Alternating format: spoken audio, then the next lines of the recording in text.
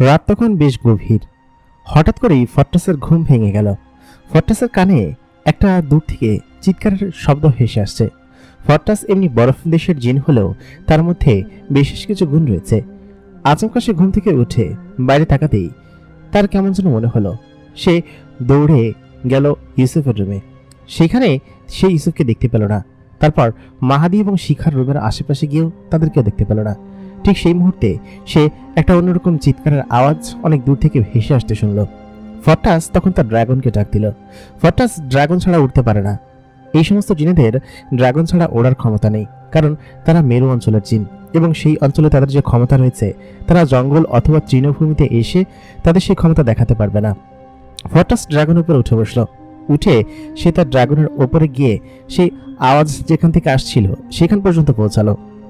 অনেকটা পথ সে পেরিয়ে যখন সেই অঞ্চল পর্যন্ত গেল তখন দেখল সেখানে মাহাদি নিচে দাঁড়িয়ে জঙ্গলের ভিতর থেকে কোনো কিছু একটা করার চেষ্টা করছে, কিন্তু সে কোনো কিছু করতে পারছে না। শিখা তার পাশে দাঁড়িয়ে আছে, কি করবে কিছু বুঝে উঠতে পারছে না সে। ফট্টাসের ড্রাগনকে আসতে দেখে মাহাদি সঙ্গে সঙ্গে শূন্যের উপরে উঠে গেল। সে ফট্টাসের কাছাকাছি গিয়ে বলল কি যে ইউসুফকে সম্ভবত জঙ্গলের কোনো জন্তু ধরে নিয়ে গিয়েছে। ইউসুফ এখানে এসেছিল, তারপর তাকে আর খুঁজে পাওয়া যাচ্ছে না। ভেতর থেকে তার একটা শব্দ আমি শুনতে পেয়েছি এবং সে নিশ্চয়ই ভেতরে প্রবেশ করেছে। এটা দেখে ফট্টাস ভেতরে যাওয়ার চেষ্টা করলো, কিন্তু তার বরফের ড্রাগনকেও সেই গাছগুলো ধরে ফেলার চেষ্টা করলো। তার বরফের ড্রাগন যখন তার মুখ দিয়ে বরফ ছুটতে লাগলো, অনেকটা চেষ্টার পর সেখানের গাছগুলো একদম ঠান্ডায় জমে একদম হিম হয়ে গেল। ঠিক সেই সুযোগে মাহাদি জঙ্গলের ভিতরে প্রবেশ করতে গেল, কিন্তু কিছু মুহূর্তের ভিতরেই সেই গাছগুলো আবার তাদের পুনরূপে ফেরত আসলো। মাহাদিকে প্রায় ধরেই ফেলবে। ঠিক সেই মুহূর্তে শিখা পেছন থেকে তাকে টেনে একটা দূরে এনে দুজনেই গড়াগড়ি খেয়ে নিচে পড়ে গেল। শিখা মাহাদির উপরে পড়ে আছে। মাহাদি তখন সঙ্গে সঙ্গে শিখাকে সরিয়ে উঠে পড়ল। তখন শিখা বেশ খানিকটা লজ্জা পেয়েছে। ঠিক সেই মুহূর্তে সে ফট্টাসকে বলল, এইভাবে যাওয়া যাবে না, আর আপনার ড্রাগন কোনোভাবে কাজ করবে না। আমাদেরকে বুদ্ধি খাটাতে হবে, ঠিক ইউসুফের মতো বুদ্ধি। ইউসুফ আমাদেরকে বলেছে যে এদিক দিয়ে আর কেউ প্রবেশ করতে পারবে না, তবে ইউসুফ নিরাপদ কিনা সেটা আমাদেরকে খুঁজে বের করতে হবে। আমাদেরকে এখানে অপেক্ষা করতে হবে। আর আমাদের এই রাজ্যের চারিদিকে অনেক সেনাদেরকে আমরা পাহারা অবস্থায় রেখেছি। নিশ্চয়ই কোনো গুপ্তচর যদি উপর দিয়ে যায় এবং তারা কোন পথ ধরে এসেছে সেটা আমাদেরকে ফলো করতে হবে। আমাদেরকে অনেকটা উপরে উঠে তারপর বসে থাকতে হবে। আগে ইউসুফের খোঁজ নেই। তখন ফট্টাস বলল, ইউসুফকে আমি খুব ভালোভাবে চিনি, ওর কোনো কিছু হবে না। ও নির্ঘাত সেখান থেকে বেঁচে ফের হবে। আর তার কাছে এই ভা আছে, গাছ তাকে খেয়ে হজম করতে পারবে না। তোমরা চলো, ইউসুফের উপর আমার ভরসা আছে। তাই বলে ফট্টাস, মাহাদি এবং শিখা তারা তাদের ড্রাগনকে ডাক দিল এবং তারা অনেকটা উপরে উঠে গেল, একদম আকাশের উপরে। নিচে দিয়ে তারা সকল জিনদের ওপর নজর রাখতে শুরু করলো, গ্রামবাসীদের উপর নজর রাখতে শুরু করলো। কারণ হচ্ছে কখন এখান দিয়ে এই অঞ্চলের দূতরা যাতায়াত করবে সেটা খোঁজ করতে হবে। কারণ নিশ্চয়ই জঙ্গলের ভিতরে বসে ওরা কোনো খবর এখানে পাবে না। খবর পাওয়ার জন্য দূতরা নিশ্চয়ই এখান থেকে বের হবে এবং তাদেরকে ফলো করলেই ওদের মূল রাজ্য পর্যন্ত পৌঁছানো যাবে। সেটাই ফট্টাস সেখানে বসে অপেক্ষা করছে। আসসালামু আলাইকুম বন্ধুরা, সকলে কেমন আছেন? স্বাগত জানাচ্ছি জিনের দুনিয়া সিজন 5 এপিসোড নাম্বার 17। আশা করি জিনের দুনিয়া সিজন 5 আপনাদের কাছে ভালো লাগছে। প্রতিদিনকার মতো কণ্ঠে আমি আরজে ইমরান আপনাদের সঙ্গে আছি এবং আপনারা দেখছেন দ্য মেগাবক্স। মেগাবক্সের গল্পগুলো আপনাদের কাছে কেমন লাগে আমাদেরকে কমেন্ট করে জানাতে ভুলবেন না। সেই সঙ্গে যারা এখন পর্যন্ত আমাদের চ্যানেলটাকে লাইক করেননি এবং সাবস্ক্রাইব করেননি তারা অবশ্যই সাবস্ক্রাইব করে পাশে থাকা বেল নোটিফিকেশন অন করে দিন, যাতে করে লেটেস্ট ভিডিও নোটিফিকেশন সবার আগে পেয়ে যান। তাহলে চলুন আর কথা বাড়াবো না, আমরা সরাসরি চলে যাব এপিসোড নাম্বার 17-তে। ইউসুফ অনেক চেষ্টা করেও ব্যাঙের মুখটাকে কোনোভাবেই খুলতে পারছে না, কারণ ব্যাঙের মুখটা বেশ শক্তিশালী এবং সেখানে এক ধরনের পিচ্ছিল আঠা রয়েছে। ইউসুফ তখন তার সমস্ত শক্তি দিয়ে সে ব্যাঙের মুখটা এমনভাবে চেপে ধরলো যে ব্যাঙের মুখ হা হয়ে একদম তার মুখ ফাটা শুরু করলো। ঠিক সেই মুহূর্তে সেই ব্যাঙটা চিৎকার করতে শুরু করলো এবং অন্যান্য সব সাথীদেরকে ডাকতে শুরু করলো। ইউসুফ সেই ব্যাঙের মুখটাকে এমনভাবে চাপ দিল, চাপ দেওয়ার সঙ্গে সঙ্গে সেই ব্যাঙের মুখটা ফেটে একদম দুই ভাগ হয়ে গেল এবং সে সেখানেই মারা গেল।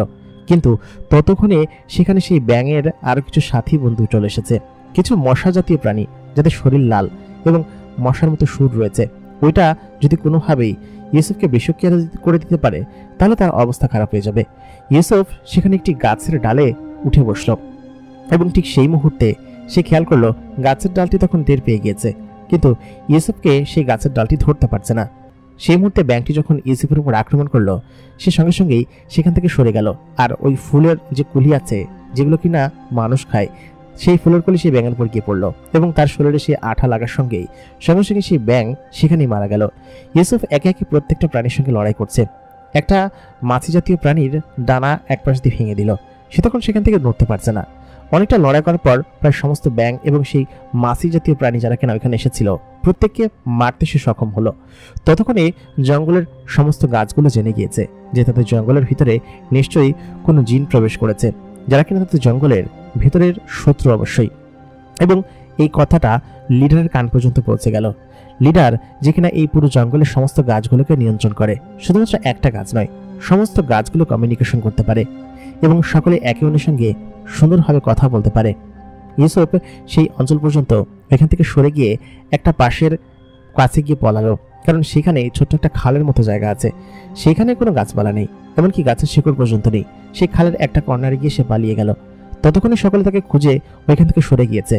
কিছু ডাইনোসর আকৃতির ছোট ছোট প্রাণী সেখানে এসে ইউসুফের পিছু নিয়েছিল এবং ইউসুফ সেই প্রাণীর কাছাকাছি গিয়ে সেখানে বসে পড়ল এবং সে উপরের দিকে তাকাচ্ছে, কারণ সেই জন্তুগুলো তখনও সেখানে আছে। জন্তুর মুখের লালাগুলো নিচে ঝরে পড়ছে। ইউসুফ সেখানে তখনও ঘাপটি মেরে বসে আছে, কারণ যে করে হোক ওদের হাত থেকে বাঁচতে হবে, আর এদের সঙ্গে লড়াই করে কোনোভাবেই বাঁচা যাবে না, কারণ এই জঙ্গল এরকম শত শত হাজার হাজার প্রাণী দিয়ে ভরা, আর এসব প্রাণীর সঙ্গে লড়াই করলে অবশ্যই পুরো জঙ্গলের সকলকে দাওয়াত দেওয়ার মতো হয়ে যাবে। ইউসুফ সেটা করেই বুদ্ধির মতো করে সে সেখানে চুপ করে বসে রইল। অনেকক্ষণ সে সেখানে বসে আছে, তার এবার থেকে টিপ টিপ করে আলো জ্বলছে। ঠিক সেই আলোটা গিয়ে পড়েছে নদীর পানির উপর। পানিটা একদম স্বচ্ছ এবং সে আলোতে আচমকা ইউসুফ দেখতে পেল বিশাল আকৃতির কয়েকটা দাঁত তার দিকে এগিয়ে আসছে। ইউসুফ সঙ্গে সঙ্গে পাশে সরে গেল। একটা বিশাল আকৃতির কুমিরটা ইউসুফকে এমনভাবে ছবল মারতে গিয়েছিল যে ইউসুফ যদি না দেখতো তাহলে সঙ্গে সঙ্গে সে কুমিরটাকে একদম একদম খুবলে খেয়ে ফেলতো। ইউসুফ কোনো কিছু বুঝে উঠতে পারছে না, সে এইখানে কোথায় দাঁড়াবে। যেখানে দাঁড়ায় কোনো না কোনো প্রাণী এসে তাকে আক্রমণ করে। সে যখন পাশে সরল, দেখলো কি যে একটা গর্ত ভেঙে তার ভেতর থেকে বড় বড় আকৃতির কিছু চেলা বেরিয়ে আসলো, যে চেলাগুলো ইউসুফকে দেখে তার পিছু নিতে শুরু করলো। এই নদীর ভিতরে কতগুলো কুমির আছে সেটা ইউসুফ জানে না। এটা অ্যামাজনের নদী এবং এর ভিতরে বসবাস করে ভয়ঙ্কর সব অ্যানাকন্ডা, কুমির এবং দানবীয় সব প্রাণী, যারা কিনা নদীর মনস্টার বলে পরিচিত। ইউসুফ কি করবে? সঙ্গে সঙ্গে সে নদীর উপরে একটা শূন্যের উপর দাঁড়িয়ে পড়ল। সে তো উঠতে পারে এবং শূন্যের উপর উড়ে সে সমস্ত আশপাশটা দেখতে শুরু করলো। প্রায় সমস্ত প্রাণী তাকে ঘিরে ধরেছে এবং সেই মুহূর্তে ইউসুফ কোনো কিছু কি করে বুঝে উঠতে পারছে না। চারপাশে বিভিন্ন আকৃতির মাছির মতো এবং মশার মতো প্রাণী উঠছে, নিচে কুমির, ডাঙায় সেই ডাইনোসর আকৃতির প্রাণী, আর ওই পাশে মাটির উপরে বিভিন্ন চেলা জাতীয় জিনিসপাতি, যেগুলো ইউসুফকে খেয়ে ফেলবে। এর মধ্যে দিয়ে আসলে আসাটা খুব স্বাভাবিক কোনো বিষয় না। একে তো মানুষ খেকো জীব, তারপর আবার এরকম পশু রয়েছে যারা কিনা যে কোনো মানুষকে এবং জিনকে গিলে খেয়ে ফেলবে। সকলে তারপর আক্রমণ করলো। নিচে থেকে সেই বড় কুমির আকৃতির জিনিসটা ইউসুফের উপর খুব জোরে আক্রমণ করলো। ইউসুফ তখন উপরে যাবে না নিচে কোনো কিছু বুঝে উঠতে পারছে না। ঠিক সেই মুহূর্তে কোনো একটা গাছের কলি তাকে এমনভাবে টেনে তার দিকে নিয়ে যেতে শুরু করলো যে ইউসুফ কোনোভাবেই আর সেটার সঙ্গে সামাল দিতে পারলো না। অনেকক্ষণ পর ইউসুফ যখন দেখলো সে একটা গাছের ডালের সঙ্গে বেঁচে আছে এবং ডালের নিচ পর্যন্ত সে ঝুলে আছে, তখন সে দেখলো একটা গাছ, সেই গাছের মুখ অবয় আছে এবং মুখ দিয়ে সে গাছ তার সঙ্গে কথা বলছে। বলল কি যে, আপনি বেঁচে গিয়েছেন ইউসুফ ভাই, আমি না থাকলে আপনার অবস্থা খারাপ ছিল। ইউসুফ সঙ্গে সঙ্গে সোজা হয়ে বসলো, তাকিয়ে দেখলো গাছের মুখ আছে এবং সে কথা বলছে, এমনকি গাছের দুটো চোখও আছে এবং সে এমনভাবে কথা বলছে যেন সে কোনো মানুষ বা কোনো জিন। ইউসুফ তখন বলল যে, এরকম গাছ আছে যারা কিনা কথা বলে? ইউসুফ, আর আমাকে চেনো তুমি কিভাবে? আমার নাম কিভাবে জানো? ঠিক সেই মুহূর্তে সেই গাছের মাথায় সেই 8টা ডানাওয়ালা পাখিকে দেখা গেল। সেই পাখিটা তখন বলল, আমি এসে সমস্ত কিছু বলেছি ওনাকে, এবং ওনাকে বলার পর তখন উনি সমস্ত কথা বুঝতে পেরেছে। আসলে এই গাছের সর্দার আপনাদেরকে খুঁজে বেড়াচ্ছে। কোনোভাবে যদি আপনাকে ওরা পেয়ে যায় তাহলে আপনার অবস্থা একদম কিউকাম্বার করে দিবে। সে তো আমি আপনাকে বাঁচিয়েছি। কেন বাঁচিয়েছি শুনবেন না? তার আগে আপনি এক কাজ করুন, আপনি এই ভেতর দিয়ে ঢুকে পড়ুন। আমার এই পাশটা অনেক জায়গা আছে, এই অংশটা মরে গিয়েছে, এই অংশটা এখন আর কোনো কাজের না, আপনি কেন থাকতে পারবেন? আপনার সঙ্গে গল্প করুই কিছুক্ষণ। আসলে মূল বিষয়টা কি, আর মূলত হচ্ছে কি আমাদের জঙ্গলের ভিতরে কারা এসে ঘাঁটি পেতেছে কিছুই তো বুঝতে পারছি না। তখন ইউসুফ বুঝতে পারলো যে এই সেই বুদ্ধিমান গাছ, যে গাছ সম্পর্কে ওই পাখিটি আমাদের দিক নির্দেশনা দিয়েছিল। ইউসুফ তখন ভেতরে ঢুকে গেল। আশেপাশে সেই প্রাণীগুলো তখন দৌড়ে বেড়াচ্ছে। সে ভেতরে ঢোকার পর ভেতরে এক অলৌকিক জিনিস দেখতে পেল। বাইরে থেকে গাছটাকে এত বড় দেখা যায় না, কিন্তু ভেতরে ঢুকলে গাছের ভেতরে অনেক জায়গা এবং তার ভিতরে বসার জায়গা আছে এবং নানান ধরনের লাইটও আছে। ভেতরে যাওয়ার সঙ্গে সঙ্গে এক ধরনের প্রাকৃতিক লাইট ভেতরে জ্বলে উঠল। তখন গাছটা বলে উঠল, ইউসুফ ভাই, আমার কথা কি শুনতে পাচ্ছেন? ইউসুফ বলল, হ্যাঁ শুনতে পাচ্ছি, কিন্তু কে তুমি ভাই? তোমরা কথা বলছো এরকম ভাবে আমার সঙ্গে? এটা কোন জায়গা? এরকম জায়গায় তুমি এটাকে কখনো দেখিনি। সে তখন বলল, আরে ভাই, এটা হচ্ছে আমাজনের এটা সব থেকে গহীন এবং রহস্যময় জায়গা। এখানে আজ পর্যন্ত কোনো মানুষ বা জিনের পাড়া পড়েনি। একমাত্র আপনিই এমন ব্যক্তি যে কিনা এত ভেতর পর্যন্ত এসেছেন। তাছাড়া কেউ আসেনি। আরেকজন এসেছে, কিন্তু সে আমাদের ওইখানকার একটা জায়গায় ঘাঁটি পেতে বসেছে। সে ওইখান পর্যন্ত আসলো কিভাবে, আর ওইখানের এত গাছগুলোকে মারলো কিভাবে এবং মেরে সেখানে এত বড় একটা ঘাঁটি বানালো কিভাবে, সেটাই কিছু বুঝতে পারছি না। আসলে সকলে আমাদের এসব জীবন এবং সমস্ত কিছুর জন্য হুমকি স্বরূপ। আমাদেরকে কি করলে আপনারা আসলে বুঝতে পারছেন না, বলুন তো কি সমস্যা? ইউসুফ তখন সমস্ত ঘটনা বলল এবং বলল, ওইখানে যে লোকটি এসে ঘাঁটি পেতে আসে সে কোনো মানুষ নয়, এমনকি সে কোনো জিনও নয়। সে মানুষ জিন, ঠিক আমার মতো, এবং আমি কুরুলুস রাজ্য থেকে এসেছি। তখন ওই গাছটি বলল, কুরুলুস রাজ্য সম্পর্কে আমি শুনেছি এবং বহু বছর আগে সে সম্পর্কে অনেক জায়গা জেনেছি। ওইখানকার রাজা কুরুলুস ছিল। তিনি একবার আমাদের এই প্রান্তরে ঘুরতে এসেছিল, সে খবর আমরা পেয়েছিলাম। তবে সেখানে এত ঘটনা ঘটে গিয়েছে সেটা আমরা জানতাম না। আর মহারাজ ইকবালকে ধরে নিয়ে আসা হয়েছে। এই কারণেই বুঝি আমাদের সর্দার ওই শয়তান বেটার পক্ষ নিয়েছে। কারণ হচ্ছে নিশ্চয়ই শয়তান বেটা মহারাজকে কোনো একটা ভালো কাজ বা কোনো একটা কিছু করার লোভ দেখিয়েছে। তাহলে তো মহারাজ এরকমটা করেন না কখনো। উনি শয়তানি করছেন ওই লোকটার জন্য একমাত্র। বুদ্ধিমান গাছের এই কথা শুনে তখন ইউসুফ বলে উঠল, হ্যাঁ এমনটা হতে পারে। কারণ হচ্ছে ও নিশ্চয়ই কোনো লোভ দেখিয়েছে, না হলে এত বিরাট এক জঙ্গলের সর্দারকে সে কিভাবে ফটালো? কি লোভ দিতে পারে? গাছ ভাই, তুমি কি জানো? বুদ্ধিমান গাছ তখন বলে উঠল যে, আমি তো বলতে পারি না, তবে সম্ভবত কোনো কিছুর ঘুষ খাইয়েছে। বুদ্ধিমান গাছ আমাদেরকে যেভাবে ম্যানিপুলেট করেছে, আমি অবশ্য ডিসএগ্রি করেছি যে না, আমি তোমাদের সঙ্গে সঙ্গ দিব না, আমি নিজে নিজে। তারপর আমি আমার যে চেলা পাখি ওকে পাঠিয়েছিলাম, 8 ডানাওয়ালা পাখি। তারপর ও আপনার খবর নিয়ে আসলো। আমি জানতাম যে আপনি বসে থাকা মানুষ না, আপনি নিশ্চয়ই এর ভিতরে আসবেন, এবং সেই জন্যই আমি আপনাকে বাঁচানোর জন্য অনেক আগে থেকেই উৎপেতে ছিলাম, এবং আপনি জায়গা মতো এসে আমাকে ধরা দিয়েছেন। শোনেন ইউসুফ ভাই, আপনি এখন যেতে পারবেন না। আপনাকে এখান থেকে যাওয়ার জন্য রাত হওয়ার অপেক্ষা করতে হবে, কারণ দিনের বেলা এরা একদম হিংস্র হয়ে ওঠে। আমি তখন বললাম যে এখন তো রাতই। তখন সেই গাছটি বলে উঠল, এখন দিন হয়ে গিয়েছে, রাত তো আপনার জন্য বসে আছে। আপনি কখন এসেছেন তার কোনো ঠিকানা আছে? আপনাকে রাতের জন্য অপেক্ষা করতে হবে, আর রাতের বেলা ওরা খুবই হিংস্র থাকে। আপনাকে আমি একটা নির্দিষ্ট টাইম দিব, সেই টাইমটার মধ্যে আপনাকে যেতে হবে। ওরা সবসময় দুর্বল হয়ে পড়ে হচ্ছে বিকালের দিকে, প্রায় 3টা থেকে 5টা পর্যন্ত। এই 2 ঘন্টার ভিতরে আপনাকে এখান থেকে বের হতে হবে। আর বাকি টাইমগুলো ওরা সবসময় প্রায় জীবিত এবং জেগে থাকে। এই সময় জঙ্গলের বেশিরভাগ প্রাণীরাই বিশ্রাম করে। আমি নিজেও বিশ্রাম করি, এই একটু অলস আর কি, বুঝতেই তো পারছেন। তাই বলে গাছটা একটু হেসে ফেললো। ইউসুফ কিছু বুঝতে পারছে না, গাছেরও এমন নেচার হতে পারে। গাছটা বলেছে ইউসুফকে সে সাহায্য করবে। সে চিন্তা করছে যে তাহলে কিভাবে যাওয়া যায়। পাখিটি তখন বলল, আমি আছি কি জন্য, আমি আপনাকে নিয়ে যাব, জঙ্গলের ভেতর দিয়ে নিয়ে যাব। এখানের কিছু রহস্য আছে, সেসব রহস্য আমি জানি, এবং সেই রহস্য আমি ভেদ করে আপনাকে নিয়ে যাব।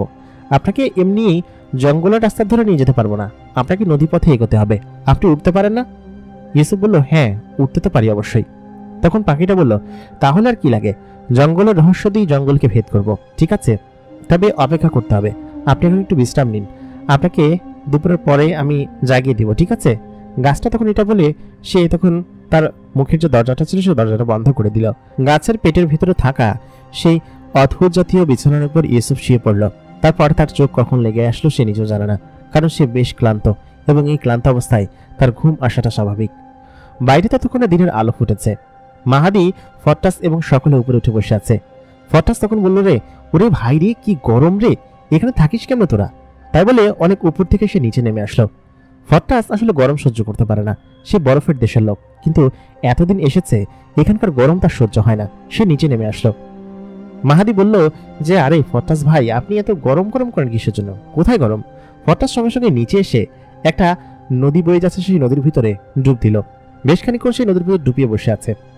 ফটাসের ড্রাগনও পানিটা তার গায়ে ছেটাচ্ছে। শিখা সেখানে নদীর পাড়ে বসে আছে। মাহাদি তখন বলল যে আমাদের ওইখানে একজন থাকা উচিত। ফটাস বলল, ভাই তুমি যাও, আমি পারবো না, এই গরমের ভিতরে আমি উপরে উঠে থাকতে কোনোভাবেই পারবো না, আর ওরা দিনের বেলা কোনোভাবে যাবে না এখান থেকে, আর এখানে আশেপাশের অন্যান্য পাড়ার জিন আছে না, সে তো ওরা কোনোভাবে যাবে না, তুমি এখানে বসো তো। ফটাস তখন বললো, এই আমার কেউ টেনে নিয়ে যাচ্ছে নিচের দিকে। ফটাস এক প্রকার রঙ্গ তামাশা করতে শুরু করলো। ঠিক সেই মুহূর্তে সে যখন পানি থেকে অনেকটা উপরে উঠলো, দেখলো একটা কুমির জাতীয় ছোট্ট প্রাণী, সম্ভবত কোনো ঢেঁড়স বা ওই জাতীয় কোনো প্রাণী হবে, ফটাসের পা টেনে ধরে রয়েছে। ফটাস তখন বললো, আরে ভাই তুই আমাকে কি খাবি, আমার পুরো শরীর জুড়ে বরফ, বরফ কি তোরা খেতে পারিস? খেলে মাহাদিকে খা, ওর গায়ে মাংস আছে, যা। তাই বলে সে সেই প্রাণীটিকে ল্যাস করা ধরে মাহাদির দিকে ছুঁড়ে মারলো। মাহাদি এমন এক লাথি মারলো, সে অন্য পানির ভিতরে গিয়ে পড়লো। মানে মজা হচ্ছে যে ওরা এখানে গোসল করতে এসেছে আর ফটাসের সঙ্গে মজা করছে, কিন্তু ওইদিকে যুদ্ধের যেরকম পরিস্থিতি। ফটাস তখন বললো, না ভাই মজা করাটা ঠিক না, আমার পা কামড়ে ধরেছে, আমি কি করব, গরম লাগছিল আমার। অনেকক্ষণ সেখানে বসে তারা তাদের শরীর শুকালো। মাহাদি কোত্থেকে একটা শিকার করে নিয়ে এসেছে, হরিণের মতো কোনো একটা খাবার। জঙ্গলের ভিতরে বসে সে সেই খাবারটা পোড়াতে লাগলো। শিখা তার সামনে বসে আছে। শিখাকে সে বারবার ঘুরে ঘুরে তাকাচ্ছে। শিখা বলল, কি দেখছো?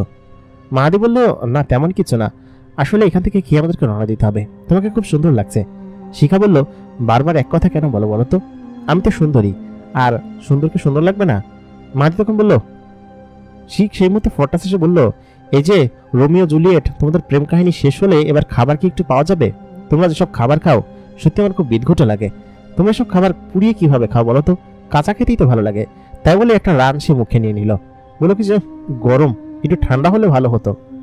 ওরা সব ঠান্ডা খায়। ফটাস বুঝে গিয়েছে যে শিখা এবং মাহাদি একে অন্যের প্রেমে হাবুডুবু খাচ্ছে এবং একে অন্যকে সবসময় রোমিও জুলিয়েট ভাবে, এরকমটাই। সে পাশে গিয়ে সেই বড় টুকরোটা নিয়ে চিবোতে লাগলো আর অন্যদিকে তাকাতে শুরু করলো। সে এখানে বসে আছে, কখন যে এখান থেকে এসে তার বাড়িতে যেতে পারবে সেটাই চিন্তা করছে। তার মনে একটা জেদ, যেভাবেই হোক ওই শয়তানটাকে মেরে এখান থেকে তাড়াতাড়ি যাবে। ফটাসের ড্রাগন তখনও সেখানে বসে খাবার চাইল। ফটাস আরেক টুকরো মাংস তার দিকে ছুঁড়ে মারলো। সে সেই মাংসটাকে ছিঁড়ে খেতে শুরু করলো। ফটাসের ড্রাগন আর সে একে অন্যের দিকে তাকিয়ে আছে। তাদের গন্তব্য এখন ওই দুধগুলোর পিছু নেওয়া, যেভাবে হোক সেখানে পৌঁছাতে হবে। কুর্নুস রাজ্যের চারিদিকে তখন থমথমে পরিবেশ, সকলে কেমন যেন অন্যরকম ভাবে বসে আছে। ততক্ষণে সকলে একে অন্যদিকে তাকিয়ে আছে। রাজদরবার বন্ধ। রাজ্যের মন্ত্রী এবং অন্যান্য সকলে যারা আছে তখন সিংহাসনে বসে আছে। সকলে বলল যে মহারাজ কবে আসবেন, আর ইউসুফ সকলে ওদিকে গিয়েছে, আমাদের সেনাও নিয়ে যাননি। আর সেনাপতি মশাই তোমার কাছে কি খবর আছে বলো তো?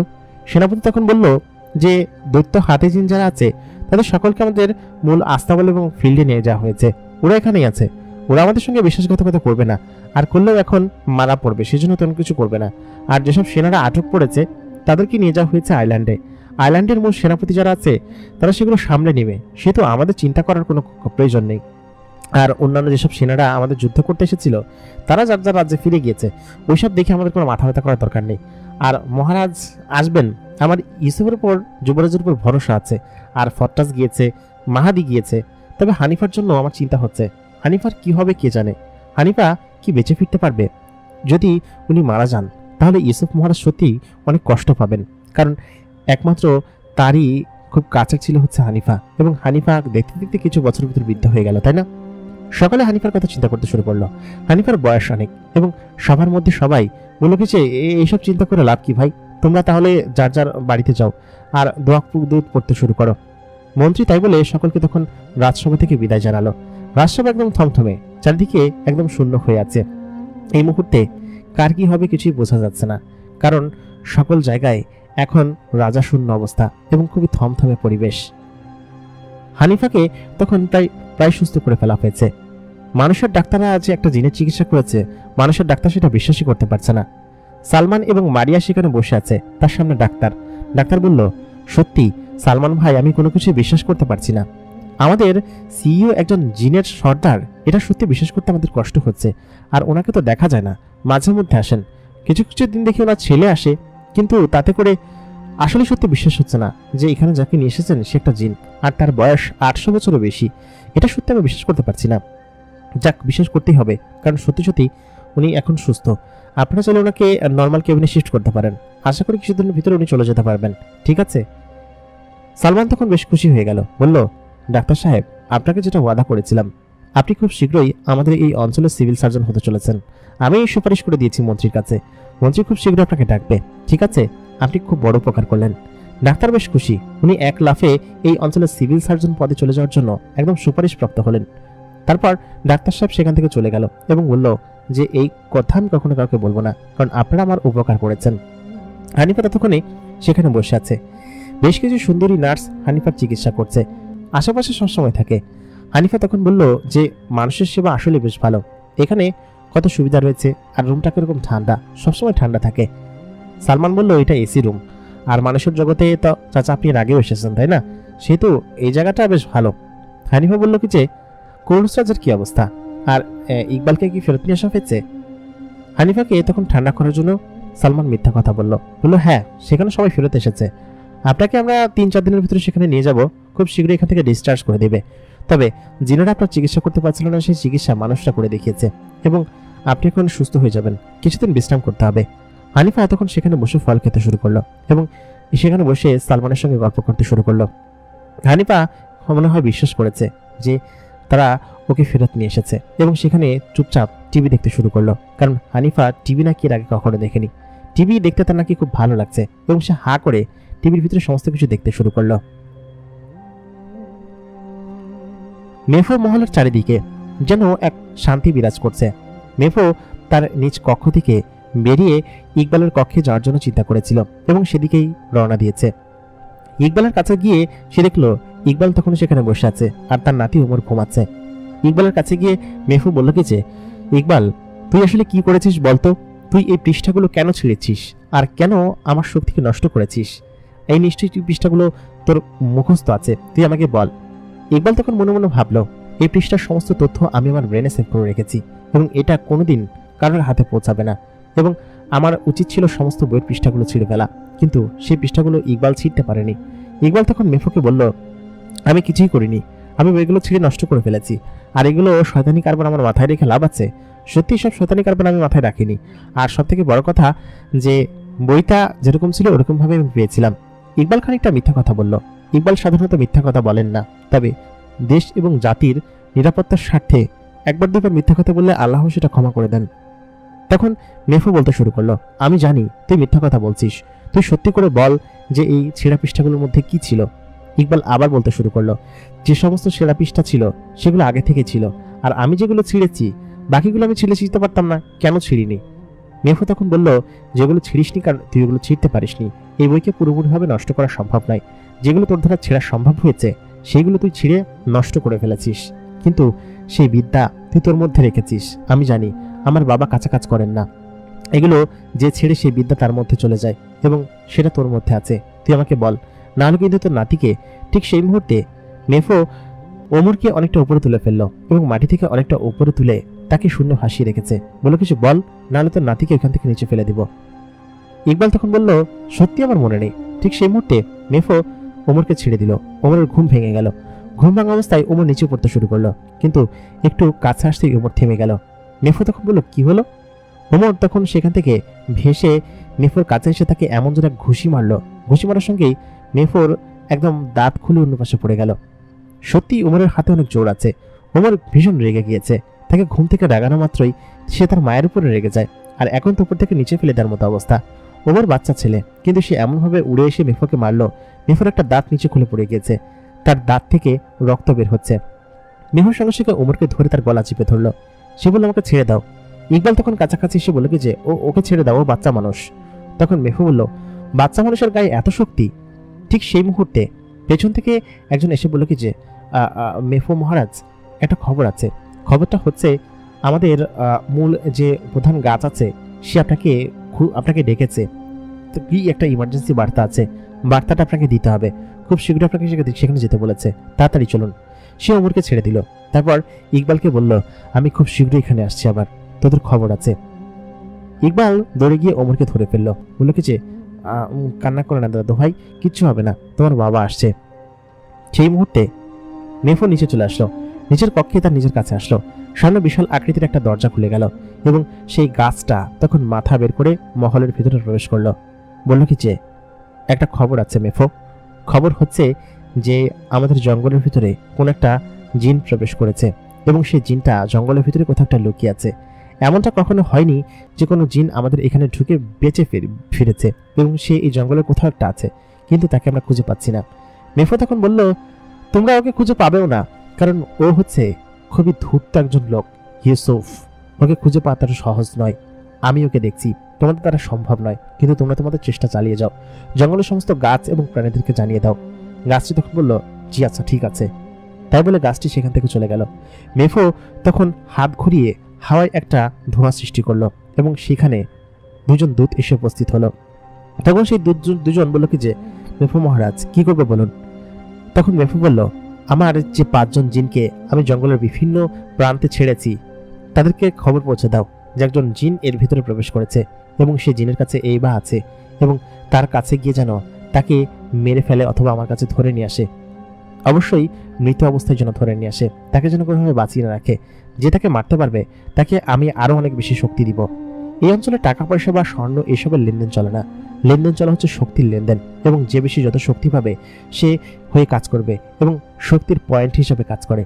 মেফো প্রায় অসংখ্য জিনকে এই বার্তা দিয়ে দিল যে ওকে মেরে এখানে নিয়ে আসতে পারবে তাকে এই পরিমাণ শক্তি দেওয়া হবে। সকলে তখন জঙ্গলের ভিতরে ছড়িয়ে ছিটে গেল। কিছু জিন যারা বোঝে না তারা যখন ভিতরে গেল সঙ্গে সঙ্গে সেখানকার গাছগুলো তাদেরকে খেয়ে ফেললো, এবং এটা যখন গাছের সর্দার জানতে পারলো, সকল গাছকে আগে থেকে জানিয়ে দেওয়া হয়েছে মেফোর হয়ে কাজ করো এবং মেফো যা বলে সেটা শোনো। কিন্তু কিছু গাছ যারা কিনা ওই বুদ্ধিমান গাছের লোক, তারা সেই সমস্ত জিনদেরকে খেয়ে ফেললো এবং যখন খেয়ে মেরে ফেললো তখন বললো কি যে সর্দার, আসলে আমি ভেবেছিলাম ওরা হয়তো আমাদের দুশ্মন, এই জন্য মেরে ফেলেছি, কিন্তু উদ্দেশ্যপ্রবণভাবে সেই সমস্ত জিনদেরকে মেরেছে ওই সমস্ত ভালো এবং বুদ্ধিমান দলের জিনগুলো। তারা সেই জিনগুলোকে মেরে ফেললো।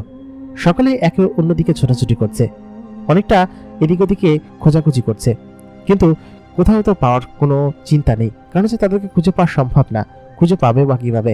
খুঁজে পেতে হলে তো তাদেরকে বাইরে বের হতে হবে, কিন্তু ইউসুফ তো গাছের ভিতরে ঘুমিয়ে আছে। সারাদিন তন্ন করে পুরো জঙ্গল খুঁজে ফেললো, কিন্তু কোথাও তাদের খুঁজে পাওয়ার মতো কোনো পন্থা নেই। তখন প্রায় বিকেল হয়ে এসেছে। আচমকা ইউসুফকে গাছ ভাই ডেকে তুলল, বুদ্ধিমান গাছ ডেকে বলল কি যে, ইউসুফ ইউসুফ খবর আছে ভাই, ওঠো। তখন ইউসুফ বলল, কি হয়েছে? গাছ তখন বলে উঠল, আসলে তোমাকে খোঁজার জন্য পুরো জঙ্গলের ভিতরে মেফো আমাদের চেলাকে চাপ লাগিয়ে রেখেছে, আর সমস্ত গাছ এবং প্রাণীদেরকে তো বলে রেখেছে আগে থেকে তোমাকে এই সুযোগে এখান থেকে বের হতে হবে। সমস্ত গাছেরা এখন বিশ্রামে চলে যাবে, আমি নিজেও একটু বিশ্রামে যাব, সেহেতু আমি ঘুমিয়ে পড়লে তোমাদেরকে তো আর বের করতে পারবো না এখান থেকে, সেহেতু তোমরা একটু বের হও, আর বের হয়ে সাবধানে যাও, ঠিক আছে? আর পাখি, তুমি কি সমস্ত কথা বের করেছো, সমস্ত কিছু? পাখিটা তখন বললো, হ্যাঁ বের করেছি, তবে হ্যাঁ ইউসুফ, ওই জিনদের থেকে সাবধান, যে সমস্ত জিনেরা ঘোরাফেরা করছে, আর ওদের মধ্যে থেকে কিছু জিন আছে খুবই শক্তিশালী, ওই আলকিসের বইয়ের ভেতর থেকে বের হয়েছে, এটা আমি খবর পেয়েছি গোপন সূত্রে, সেহেতু ওদের থেকে সাবধান, এবং ওরা খুবই শক্তিশালী। ওই সমস্ত জিনেদের শরীর একদম গলন্ত ফুটন্ত পুড়ে যাওয়া লাভা থেকে তৈরি, এবং সেই লাভা অনেক শক্তিশালী, তুমি চাইলে ওদেরকে মারতে পারবে না, তুমি ওদেরকে দেখে চিনতে পারবে। ওদের সম্পূর্ণ শরীর কালো, এমনকি মুখ অবয়ব কালো, এমনকি তার চোখগুলো শুধুমাত্র নীল মণিকণ্ঠের মতো লাগবে, সেহেতু তাদেরকে দেখলে তুমি বুঝে যাবে যে এরা কোনো সাধারণ জিন নয়। যদি ওদেরকে পার হয়ে যেতে পারো তাহলে যাবা, আর না হলে যদি কোনোভাবে ধরা খেয়ে যাও তাহলে যুদ্ধ করো, কিন্তু বেশি না, পালানোর চেষ্টা করবে। ইউসুফ তখন বলল, আচ্ছা ঠিক আছে ভাই, তোমাকে অনেক ধন্যবাদ বুদ্ধিমান গাছ ভাই। সে বলল, আমি জানি আমাদের সর্দার এমন কোনো শর্তে মেফোর সঙ্গে রাজি হয়েছে, না হলে তিনি কোনোভাবেই তার পেটের ভিতরে এরকম একজন শয়তানকে এনে লোকাতে কোনোভাবে দিতেন না। এমনকি শর্ত কি সেটা আমি জানি না, তবে অবশ্যই সেটা ভালো কোনো কিছু হবে না। এটা গাছটি বলে তখন সে ঘুমিয়ে পড়ল। পাখিটি ইউসুফের গায়ে বেশ কিছু লালা লাগিয়ে দিল, এবং গাছের কিছু জড়িবটি ছিল যেগুলো ইউসুফ তার পুরো শরীরে মেখে নিল। ইউসুফের শরীরটা ততক্ষণে প্রায় সবুজ হয়ে উঠেছে। সেই জিনিসটার গুণ এরকমই, এবং এটার গুণ খুব বেশিক্ষণ থাকবে না, এর মধ্যেই গাছগুলো জেগে ওঠার আগেই তাকে এখান থেকে পালিয়ে মেফো মহলের কাছাকাছি যেতে হবে। পাখিটি তখন বলল, ইউসুফ ভাই তুমি আমার সঙ্গে আসো, তবে হ্যাঁ শুধুমাত্র নদী পথ ধরে আসবে, বাইরের কোনো রাস্তা ধরে আসবে না, ঠিক আছে? আমি যেদিক দিয়ে যাবো ঠিক সেদিকেই তুমি অদৃশ্য হয়ে যাও। ইউসুফ তখন অদৃশ্য হয়ে গেল তার এবার শক্তি দিয়ে। তবে ইউসুফ পুরোপুরিভাবে অদৃশ্য হতে পারে না, কারণ তার অর্ধেক মানুষ এবং অর্ধেক জিন। জিনের অংশ অদৃশ্য হয়, কিন্তু শরীরের কিছু অংশ তখন দৃশ্যমান থাকে। ইউসুফ পাখিটার সঙ্গে সঙ্গে আসতে শুরু করলো। যারা জেগে আছে সেই গাছগুলো এবং যে প্রাণীগুলো জেগে আছে তারা ইউসুফকে দেখতে পাচ্ছে না। পানির অনেকটা উপর দিয়ে ইউসুফ উঠছে এবং খুব বেশি উপরে না, কাছাকাছি। যে কোনো কুমির ইউসুফকে দেখলে তাকে হামলা করতে পারে, কিন্তু সেই প্রাণীগুলো ইউসুফকে দেখতে পাচ্ছে না। তবে এবার আলো অল্প অল্প করে জ্বলছে, যা কিনা পানির ওপর বিকিরণ সৃষ্টি করছে। সে পাখিটির সঙ্গে সঙ্গে যেতে শুরু করলো। পাখিটি অ্যামাজনের সেই নদীর উপর দিয়ে যেতে যেতে বলল, এই নদীতে অ্যানাকন্ডা সাপ আছে এবং খুব ভয়ঙ্কর সাপ। পুরো ব্রাজিলের জঙ্গলের যতগুলো নদী আছে সেই নদীগুলোর মধ্যে সব থেকে ভয়ঙ্কর এবং ডেঞ্জারাস সাপ হচ্ছে এই জঙ্গলে বসবাস করে, এবং এদের এক একটা সাইজ প্রায় 300-400 ফিটের মতো, মানে প্রায় 20-30 তলা বিল্ডিং এর সমান, এবং তারা পেঁচিয়ে গিলে ফেলতে পারবে এত বড় সাপ। শুধুমাত্র সাপ না, বিশাল আকৃতির দৈত্য কুমির আছে এবং সি মনস্টার আছে, যে মনস্টারগুলো দেখতে একটা ব্যাঙের মতো আবার একটা মানুষের মতো। তারা এর ভিতর দিয়ে বিভিন্ন জায়গায় যায়, এবং তারা যদি তোমাকে দেখে ফেলে, এতক্ষণ পর্যন্ত তুমি আসতে পারতে না, শুধুমাত্র আমার এবং বুদ্ধিমান গাছ ভাইয়ের জন্য আসতে পারছো। ইউসুফ তখন পাখিটিকে ধন্যবাদ দিল, দিয়ে বলল, এই অঞ্চলটা হচ্ছে সব থেকে ডেঞ্জারাস। এদিকে দিকে তাকিও না ভাই, কারণ হচ্ছে এই গাছগুলো ঘুমত্তাবস্থাও টের পায়। এই গাছের হচ্ছে সব থেকে ভয়ঙ্কর গাছ, এবং এরা এই অঞ্চলের সব থেকে প্রাচীন গাছ। এরা যে কোনো জিন অথবা মানুষ দেখলে সেকেন্ডের মধ্যে টের পেয়ে যায়। তোমার গায়ে যে জিনিসটা আমি লাগিয়ে দিয়েছি, এই জিনিসটাতে ওরা তোমার গায়ের ঘ্রাণ পাবে না, সেহেতু তুমি চলো। আর তোমার মধ্যে তো ভাই মানুষ এবং জিন দুটোরই গুণ আছে, সেহেতু ওরা দুইটারই ঘ্রাণ পাবে। আর আমাদেরকে খুব শীঘ্রই এখান থেকে বের হতে হবে। পাখিটি খুব দ্রুত গতিতে আমাকে সেদিক দিয়ে নিয়ে যেতে শুরু করলো। ইউসুফ সেটাই মনে মনে ভাবছে, আশেপাশে কোনো দিকে তাকাচ্ছে না, কারণ পাখিটির নির্দেশনা আছে সেখানে যেন কোনোভাবে না তাকায়। অন্যান্য যেসব জিনগুলো ছিল মেফর, সেই সমস্ত জিনগুলো আশেপাশে খুঁজে হয়রান হয়ে গিয়েছে, কোথাও তারা খুঁজে পায়নি। সন্ধ্যা লেগে আসছে, ওদিকে সূর্যের আলো উপর থেকে নিভে যাচ্ছে। সন্ধ্যা হওয়া মাত্রই এই সমস্ত মানুষকে গাছগুলো জেগে উঠবে, আর সমস্ত প্রাণীগুলো তাদের পূর্ণ শক্তি ফিরে পাবে। এই মুহূর্তে তাকে খুব শীঘ্রই এখান থেকে পালিয়ে ভেতরের দিকে যেতে হবে, তা না হলে কোনোভাবেই ইউসুফ এখান থেকে যেতে পারবে না। পাখিটি বলল, ভাই খুব শীঘ্রই চলো, আমাদের হাতে সময় নেই। আমাদেরকে আর মাত্র 20-25 মিনিটের ভিতরেই এই জঙ্গল পেরিয়ে মেফো মহলের কাছাকাছি যেতে হবে, তা না হলে কোনোভাবেই আমরা সত্যি এখান থেকে পার হতে পারবো না। সেই মুহূর্তে পেছন থেকে একটা জিনিস হামলা করে বসলো ইউসুফের উপর। ইউসুফ গিয়ে দূরে একটা গাছের সঙ্গে বাড়ি খেল, তবে সেই গাছের ঘুমটা ভাঙল না। সে বুদ্ধিমান ছিল বলে হয়তো বেঁচে গিয়েছে। ইউসুফ সঙ্গে সঙ্গে উঠে দাঁড়ালো এবং দেখতে পেল ঠিক সেই লাভা দিয়ে তৈরি সেই বই থেকে বের হওয়া শক্তিশালী জিন। তাদের মধ্যে দুটো জিন ইউসুফের দিকে তাকিয়ে আছে। তারা এমনভাবে কাপড়ে পেঁচিয়ে থাকে, দেখে মনে হয় যেন তারা কাপড়ের ভিতরে মোড়ানো। তাদের পা দেখা যাচ্ছে না, পুরো শরীরটা একদম কালো কুচকুচে, শুধুমাত্র চোখগুলো দেখা যাচ্ছে। অন্ধকারে সেই আলোতে তাদের শরীরের অদ্ভুত সব অবয়ব খেয়াল করা যাচ্ছে। ইউসুফ সঙ্গে সঙ্গে দেখে বুঝে ফেলল, এটা নিশ্চয়ই আলকিসের তৈরি সেই শক্তিশালী জিন, যারা কিনা অনেক বেশি শক্তিশালী। জিনগুলো এসে ইউসুফকে আবার একটা আঘাত করলো এবং সে বিশাল একটা গাছের সঙ্গে গিয়ে ধাক্কা খেলো, কিন্তু ইউসুফ ততক্ষণে দমে গেল না। ইউসুফ সঙ্গে সঙ্গে উঠে সে শূন্যের উপর ভাসতে শুরু করলো। তারপর সেই বড় জিন দুটোকে যখন মারতে আসলো, ইউসুফ সরে গিয়ে সঙ্গে সঙ্গেই জিন দুটো পাশের একটা বড় গাছের ডালের সঙ্গে পেঁচিয়ে নিচে পড়ে গেল। জিন দুটো আসলে খুব শক্তিশালী, এবং কিছুক্ষণ যেতে না যেতেই তার আশেপাশে আরো 3টা জিনিস উপস্থিত হলো। এই 5টা জিনকে মেফো সেই বইয়ের ভেতর থেকে বের করেছিল, যে বইটা অনেক বেশি শক্তিশালী। মেফো সঙ্গে সঙ্গে জিনিসটা বুঝেছে কিনা জানে না, তবে সেই প্রাণীগুলো এসে আবার ইউসুফের উপর আক্রমণ করতে শুরু করলো। ইউসুফকে তারা 4-5জন ধরে ফেলেছে। পাখিটা উপরে উঠে তখন সমস্ত কিছু দেখছে, কারণ তার কিছু করার নেই। সে এই জঙ্গলের একদম নিরীহ পাখি, কোনোভাবে এই জিনগুলোর সঙ্গে সে পেরে উঠবে না। আর গাছগুলো তো কোনোভাবে তার সঙ্গে যদি জেগে যায় তাহলে তার অবস্থা খারাপ। ওদিকে পাখিটি বলল, ইউসুফ ভাই আমাদের হাতে সময় নেই, যেভাবেই হোক এই গাছগুলো যদি জেগে ওঠে তাহলে আমরা সত্যি সত্যি এই গাছগুলোর সঙ্গে পারবো না। এখানে যে গাছগুলো আছে এরা সত্যি অন্যান্য সকল গাছের আওতাধীন নয়, এরা আলাদা জাতি, এবং এই গাছগুলো কারোর কথা শোনে না। এরা আমাকে পেলে আমাকেও খেয়ে ফেলবে। এই অঞ্চলে সত্যি কোনো জীবজন্তু বসবাস করে না। আমরা খুবই ডেঞ্জারাস জায়গায় আছি, আমাদেরকে খুব শীঘ্রই এখান থেকে বের হতে হবে। এমনকি এখানের নদীগুলোতেও কোনো প্রাণী নেই, শুধুমাত্র এই ভয়ঙ্কর গাছগুলোর কারণে। আপনি যদি এখানে কোনোভাবে ফেসে যান তাহলে সত্যি কথা বলছি আপনি এখান থেকে বের হতে পারবেন না। আপনি দ্রুত ওইখান থেকে বেরিয়ে আসুন, যেভাবেই হোক। ইউসুফ কথাগুলো শুনলো, কিন্তু মোট কথা হচ্ছে ইউসুফ তার দিক দিয়ে বের হতে পারছে না। এই জিনগুলো তাকে এমনভাবে পেঁচিয়ে ধরেছে যে কোনোভাবেই এই জিনগুলোর শক্তির সাথে সে পেরে উঠছে না। ইউসুফ অনেকটা চেষ্টা করেও কোনোভাবে তাদের সঙ্গে কোনোভাবে পারছে না। ইউসুফ কি করবে কিছু বুঝে উঠতে পারছে না। ইউসুফকে কয়েকটা লাথি মেরে নিচে ফেলে দিল। ইউসুফ সেখানকার পানির ভিতরে পড়ে একদম ডুবন্ত অবস্থায় নিচের দিকে চলে গেল। সত্যি এই পানির ভিতরে কোনো প্রাণী বা কোনো সাপ কোনো কিছু নেই। তার মানে এই অঞ্চলে সত্যি এই গাছগুলো স্বতন্ত্র এবং এরা খুবই শক্তিশালী। এই অঞ্চলের সব থেকে শক্তিশালী এবং মানুষকে গাছ। জিনগুলো সেখানে এসে আবার ইউসুফকে পানির ভিতর থেকে উপরে তুলে ফেললো। এই জিনগুলো প্রচন্ড পরিমাণ শক্তিশালী এবং এদের সঙ্গে পারা আসলেই শুধুমাত্র অসম্ভব নয়, বরং অসম্ভবের ওপর অসম্ভব। ইউসুফকে তারা প্রায় মেরে রক্তাক্ত করে ফেললো। ইউসুফ তখন সেখানে অচেতন অবস্থায় পড়ে গিয়েছে, কারণ তাদের সঙ্গে কোনোভাবে সে পেরে উঠছে না। পাখিটি ইউসুফের কাছে আসলো। সেই জিনগুলো তখন পাখিটিকে ধরার চেষ্টা করলো। ইউসুফ তখন সেখানে অচেতন হয়ে আছে, সে মাটিতে লুটিয়ে পড়ে আছে। কিন্তু পাখিটি সেই জিনগুলোকে যেভাবে হোক ইউসুফের বডিকে ডিসচার্জ করার জন্য কোনো পারমিশন দিচ্ছে না, কারণ পাখিটি তাদেরকে বারবার তাদেরকে খোঁচা দিয়ে সেখান থেকে অদৃশ্য হয়ে উল্টো দিকে সরে যাচ্ছে এবং জিনটি সেই পাখিগুলোকে ধরার চেষ্টা করছে।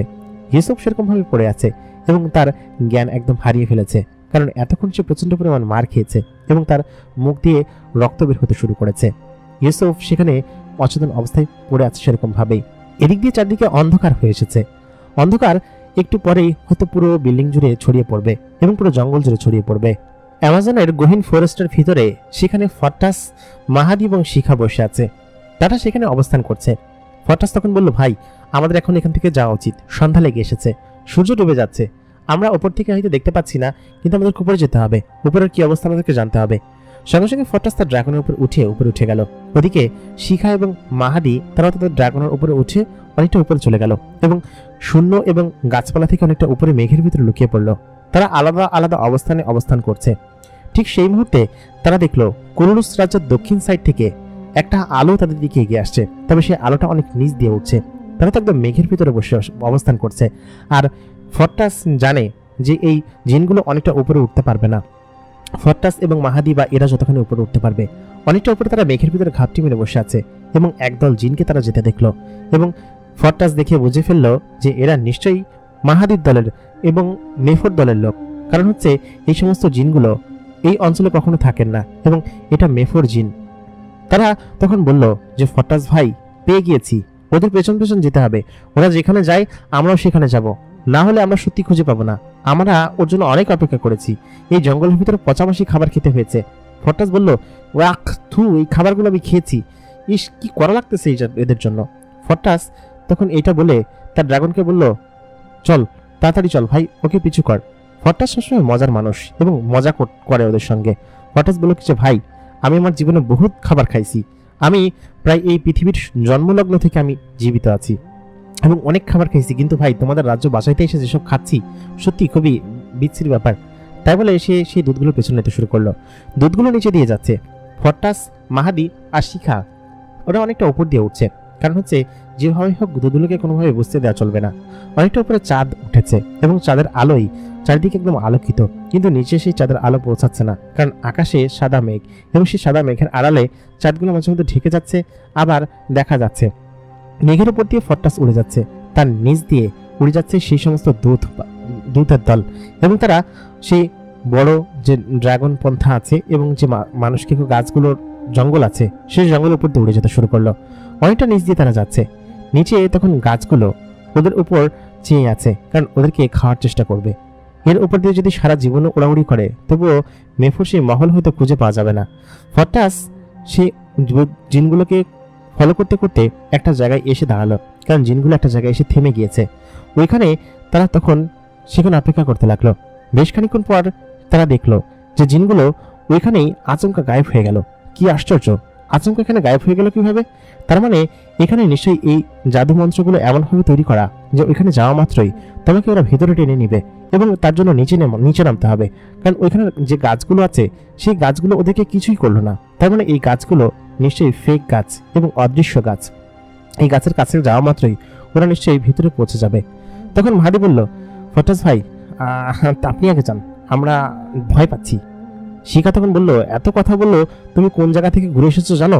তুমি এখন ভয় পাচ্ছ, চলো নিচে চলো। তাই বলে শিখা মাহাদির হাত ধরে নিচের দিকে আনতে শুরু করলো। ওইদিকে ফরটাস তখন পেছন পেছন যাচ্ছে। তারা খুব দ্রুত গতিতে সেই অঞ্চলে যখন পৌঁছালো, দেখলো একটা অন্ধকার লুপ হোলের ভিতরে পৌঁছে গেল। আচমকা সেই চান্দ্রময় জায়গায় একটা অন্যরকম গর্তময় জায়গা হয়ে গেল এবং বেশ খানিক্ষণ পর ফরটাস দেখলো তারা বিশাল আকৃতির একটা প্রাসাদের সামনে দাঁড়িয়ে আছে এবং ফর্টাস যে অঞ্চলে দাঁড়িয়ে আছে তার আশেপাশে অনেক সেনারা তাদেরকে ঘিরে ধরে রেখেছে। সেনারা তখন ঘেরাও পাহারা দিচ্ছিল। ফর্টাস যখন সেখানে এসে পড়লো ততক্ষণে মাহাদি এবং শিখা আসেনি, তারা সবার পরে এসেছে যে সেজন্য তারা সেখানে এসে উপস্থিত হয়নি। ফর্টাস আশেপাশে তাকাচ্ছে, ঠিক সেই মুহূর্তে সেখানে সমস্ত সেনারা ফর্টাসকে ঘিরে ধরে ফেললো এবং ধরে বলল কি যে সবাই তার দিকে তাকিয়ে আছে। ফর্টাস এদিক ওদিকে তাকিয়ে রয়েছে, কারণ অসংখ্য সেনা তার দিকে তাকিয়ে আছে। ফর্টাস তখন একটু মুচকি হেসে বলল, ভাই ভুলে চলে এসেছি ভাই, এটা কোন জায়গায়? সমস্ত জেনারা তখন তার দিকে তাকিয়ে আছে, কারণ ফর্টাস শত্রুদের দ্বারা একদম ঘেরাও হয়ে গিয়েছে। ফর্টাসের এরকম মুচকি হাসি ছাড়া কোনো কিছু করার নেই। সে এদিক ওদিকে তাকাতে শুরু করলো, বললো ভাই ভুলে চলে এসেছি, আমি চলে যাচ্ছি, এদিক দিয়ে যেতে হবে তাই না, আমি চলে যাচ্ছি। ঠিক সেই মুহূর্তে মাহাদি এবং শিখা সেখানে ফর্টাসের গায়ের উপর এসে পড়লো এবং বলল যে তোমরা দেখে আসতে পারো না, আমার গায়ের উপর পড়তে হবে। মাহাদি এবং শিখা তখন তার গায়ের ময়লা মুছতে মুছতে ফর্টাসকে বলল যে তুমি এত তাড়াতাড়ি কিভাবে আসলে, আর এখানে সেরকম হাবলার মতো দাঁড়িয়ে আছো কিসের জন্য, খোঁজ করেছো? মাহাদি তখন চারিদিকে তাকালো, তাকে দেখলো সেনারা তখন তাদেরকে ঘিরে ধরে রেখেছে এবং একজন সেনা বলল কি যে যাক, খাবার এসে আমাদের কাছে উপস্থিত। মাহাদি তখন বলল, ভাই ওই দেখেন আপনার পিছনে কি। তাই বলেই মাহাদি তাকে এমন জোরে গিয়ে আঘাত করলো, আঘাত করার সঙ্গেই চারিদিকটা তখন ওদেরকে ঘিরে ধরার চেষ্টা করলো এবং শিখা তখন অদৃশ্য হয়ে খুব দ্রুত গতিতে সেই সমস্ত জিনদেরকে মারতে শুরু করলো। ফর্টাস তখন বলল কি যে মারো ওদেরকে, কোনোভাবে যেন ওরা এখান থেকে না যেতে পারে। ওরা যদি কোনোভাবে টের পেয়ে যায় বা একটা সেনা অন্য সেনাদেরকে গিয়ে বলে দেয় তাহলে খবর আছে। তখন মাহাদি, ফর্টাস এবং শিখা ওদের সমস্ত জিনগুলোদের সঙ্গে মারামারি করতে শুরু করলো, কারণ এখান থেকে কোনো সেনাই এখানকে যেতে দেওয়া যাবে না। শিখা অনেক দ্রুত গতিতে উঠতে পারে এবং সে সঙ্গে সে অদৃশ্য হতে পারে, যেটা করে সব জিনরা দেখতে পারবে না। শয়তান জিনদেরকে তখন সে একে একে মারতে শুরু করলো এবং মাহাদি এবং ফর্টাস ঠিক একই কাজ করছে। তারা যে কোনোভাবেই হোক এদেরকে কোনোভাবে যেতে দেওয়া যাবে না, কারণ গুপ্তচরভাবে এখান থেকে ভেতরে ঢুকতে হবে। বুদ্ধি না কাটিয়ে যদি সকলের সঙ্গে লড়াই করি তাহলে কি কাজ হলো? অনেকক্ষণ পরে ইউসুফের জ্ঞান ফিরল। ইউসুফ এদিক ওদিকে তাকাচ্ছে, সে দেখলো যে পাখিটা এখন পর্যন্ত সেই জিনদেরকে অনেকটা নড়ানোর চেষ্টা করছে, মানে তাদেরকে বিজি রাখার চেষ্টা করছে যাতে করে সে না মারতে পারে। আর মাত্র কয়েক মিনিট পরে এই গাছগুলো জেগে উঠবে। পাখিটা তখন বলল, ইউসুফ ভাই আমার অবস্থা খারাপ হয়ে গিয়েছে, ইউসুফ ভাই তাড়াতাড়ি উঠেন, আপনি ঘুমিয়ে আছেন কিসের জন্য? আমার বুক ধরফর করছে, এরা আমাকে মেরে ফেলবে যে কোনো সময়, আমি আপনার জন্য বসে আছি। ইউসুফ সঙ্গে সঙ্গে উঠে পড়ল। ইউসুফ এখান থেকে উঠে উপরে যেতে হবে, কারণ তার এবার শক্তি নষ্ট হয়ে গেছে অনেকটা, কারণ সে পানির ভিতরে ঢুকেছিল আর এরা একে এমনভাবে মেরেছে যে তার অনেকটা ক্লান্ত এবং টায়ার্ড লাগছে। ইউসুফ সঙ্গে সঙ্গেই ওইখান থেকে উঠে গাছগুলোকে ভেদ করে, গাছের পাতাগুলোকে ভেদ করে অনেকটা উপরে উঠে গেল। সে যখন অনেকটা উপরে উঠল তখন দেখতে পেল যে উপরের যে জ্যোৎস্না আছে সেই জ্যোৎস্নার আলো ইউসুফের আলোর সঙ্গে এবং এবার সঙ্গে সরাসরি লিঙ্ক হয়ে গেল এবং বেশ খানিকক্ষণ পর ইউসুফ সেই আলোর সঙ্গে বসে রইল এবং আসমান থেকে বিশাল এক বজ্রপাত ইউসুফের বুকের উপর এসে পড়ল। ওই অঞ্চলটায় তখন বজ্রপাত হচ্ছিল, মানে বৃষ্টি আসবে একটু পরে। বজ্রপাত যখন ইউসুফের এবার উপরে একটা বড় বজ্র ফেললো, ঠিক তখন ইউসুফ যেন তার পূর্ণ শক্তি ফিরে পেল। সে তখন আবার নিচে আসলো। নিচে আসার সঙ্গে সঙ্গেই সে সেই জিনগুলোকে তার কাছে দেখতে পেল এবং ইউসুফ তখন তার চোখে সেই লেজার রশ্মি দিয়ে প্রথম জিনটার চোখ বরাবর এমন জোর একটা আঘাত করলো যে তার মাথা চূর্ণ বিচূর্ণ হয়ে গেল। ইউসুফের এমন শক্তি দেখে সেই সমস্ত জিনগুলো, বাকি যে চারজন ছিল, পাখিকে তাড়া করা অবস্থায় এদিকে তাকাতে শুরু করলো। কিন্তু এখন পর্যন্ত সেই জিনগুলো ছিল প্রচন্ড পরিমাণ শক্তিশালী। ইউসুফ যে জিনটাকে মেরেছে শুধুমাত্র সেই ছিল হচ্ছে দুর্বল এবং সে এক প্রকার উল্টো দিকে ফিরেছিল, এই জন্য সে ইউসুফকে দেখতে পায়নি, যার কারণে সে মারা গিয়েছে।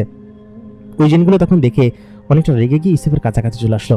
ততক্ষণে ওই পাশের সমস্ত জিনগুলো জেগে গিয়েছে, মানে ওই আশেপাশের যত শয়তান গাছগুলো আছে সেই গাছগুলো জেগে উঠেছে এবং সঙ্গে সঙ্গে সেই গাছগুলো ইউসুফকে খাবার জন্য তার থাবা জোরে দিল।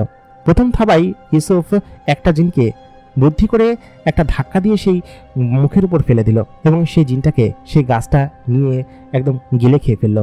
ওইদিকে ইউসুফ দেখলো অন্যান্য আরো অনেক গাছগুলো ইউসুফের উপর থাবা দেওয়ার চেষ্টা করছে। ইউসুফ তখন সেই যে জিনগুলো ছিল শক্তিশালী জিনগুলো, সেই জিনগুলোর সাথে মারামারি করে তাদের পেছনে লুকানোর চেষ্টা করছে, কারণ ইউসুফ খুব দ্রুত গতিতে তাদের থেকে সরতে পারছে। ওই মুহূর্তে ওই যে গাছগুলো ছিল সেই গাছগুলো ওই চারটা জিনকে ধরে সেখান থেকে খেতে শুরু করলো, কারণ ইউসুফ তাদেরকে এমনভাবে লাথি মেরেছে যে তারা সরাসরি গিয়ে তাদের মাঝখানে গিয়ে পড়লো এবং সেই গাছগুলো তাদের উপর আক্রমণ করে বসলো এবং তারা কোনোভাবে সেই গাছগুলো থেকে সরতে পারছে না। ইউসুফ বুদ্ধি না খাটিয়ে যদি এটা না করতো তাহলে সে এখান থেকে কোনোভাবে বের হতে পারতো না। পাখিটা তখন বলল, ইউসুফ ভাই তাড়াতাড়ি চলো, আমাদের হাতে সময় নেই, ওই যে সীমারেখা আমাদের খুব শীঘ্রই পার হতে হবে। ইউসুফ তখন তার পূর্ণ শক্তি দিয়ে অনেক গতিতে সেই অঞ্চলটা পার হয়ে গেল। যতক্ষণে সেই গাছগুলো ওই 4টা জিনকে খাচ্ছিল ততক্ষণে ইউসুফ প্রায় অর্ধেকটা রাস্তা পেরিয়ে পড়েছে এবং ওই গাছগুলো তখন ইউসুফকে ধরার চেষ্টা করছিল, কিন্তু ইউসুফ সেই নদীর ওপর দিয়ে অনেকটা দ্রুত গতিতে প্রায় সেই সীমারেখার কাছাকাছি প্রায় চলে আসলো। গাছগুলো প্রায় ধরেই ফেলেছে এবং আচমকা গাছগুলো থেমে গেল, কারণ তাদের হাতের লম্বা ওই পর্যন্তই ছিল এবং ইউসুফ সেই সীমারেখা পেরিয়ে মূল জঙ্গল পেরিয়ে সেই বড় প্রাসাদের একটা প্রান্তে এসে পড়ল। ওইখানেকার কিছু সেনা তখন ইউসুফের দিকে তাকিয়ে আছে, কারণ সেনাগুলো ইউসুফকে দেখে ফেলেছে। পাখিটি তখন খুব শীঘ্রই গিয়ে সেই সেনাগুলোর মুখের উপর আঁচড় মারল। আঁচড় মারতে তারা ওপর থেকে নিচে পড়ে গেল এবং ইউসুফ খুব সাবধানতার সঙ্গে তাদেরকে ধরে সেখানেই ঘাড় মুটকি মেরে ফেলল। ওইখানকার ওই দুর্গটা ইউসুফ চিনে ফেলেছে, তার মানে এই প্রাসাদের ভেতরেই নিশ্চয়ই তার বাবা এবং ওমর লুকিয়ে আছে এবং যেভাবেই হোক তাদেরকে উদ্ধার করতে হবে। এখনই ভেতরে যেতে হবে। ইউসুফ খুব সাবধান এবং বুদ্ধিমত্তার সঙ্গে বাকি কাজগুলো করবে এবং সেটাই তাকে হয়তো এই মহল থেকে তার সন্তান এবং তার বাবাকে উদ্ধার করতে সাহায্য করবে। প্রিয় দর্শক, জিনের দুনিয়া সিজন 5 এপিসোড নম্বর 17 এখানে শেষ হয়ে গেল। আশা করি আজকের এপিসোডটি আপনাদের কাছে ভালো লেগেছে। আশা করি আপনারা আমাদেরকে বেশি বেশি করে সাপোর্ট করবেন, কমেন্ট করবেন, লাইক করবেন, শেয়ার করবেন, সেই সঙ্গে আমাদের চ্যানেলটাকে সাবস্ক্রাইব করে রাখবেন। পরবর্তী এপিসোড খুব শীঘ্রই আসবে। আমরা গল্পের দ্বার প্রান্তে আছি, এরপরে কি হবে জানতে হলে অবশ্যই আমাদেরকে বেশি বেশি করে সাপোর্ট করুন, ভিডিওতে কমেন্ট করুন এবং আমাদেরকে আরও বড় হতে সাহায্য করুন। আমাদের চ্যানেলটাকে সাবস্ক্রাইব করে রাখুন। দেখা হচ্ছে পরবর্তী এপিসোডে। ধন্যবাদ সবাইকে।